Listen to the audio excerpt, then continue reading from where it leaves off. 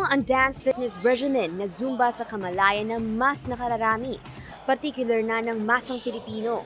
Itong advokasya ng Carl Edwards International sa pagdaraos ng One Fitness Day event sa Eaton Centris sa Quezon City nitong weekend. Dinaluhan ng libo-libong fitness buff na puno ng sayang aktibidad na naghihimok sa lahat na maging health conscious. Sa pangunguna ni celebrity Regine Tolentino, nagpresenta ng mga bagong sayaw at Zumba steps ang mga professional instructors. Kabilang narito si Madel Paltuog. I'm thrilled that Zumba is making its way. It's actually making a grand entrance in the Philippines and people are really embracing it, loving it, having so much fun, looking great, staying fit, and just bonding. It's amazing to be a part of this and we're just proud that, to share the Zumba love.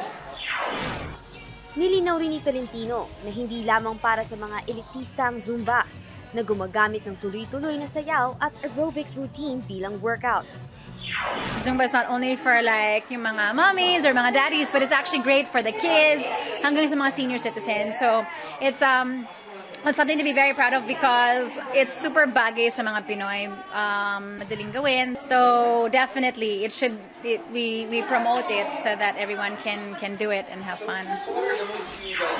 Samantala, masayang ibinalita naman ni American Association of Clinical Endocrinologists official Dr. Florence Santos na dahil sa patuloy na pagyabong ng popularidad ng Zumba, nababawasan ang kaso ng mga pasyente na dinadapuan ng sakit na diabetes, hypertension at iba pa.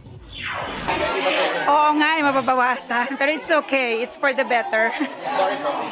Because we're going to be more aware about the importance of physical activity. Wherein Zumba dancing is one of the best physical activity here.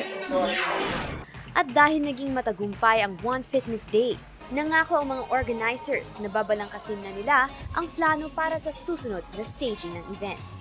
Para sa PTV Sports, Nicole Ramos, Telebisyon ng Bayan.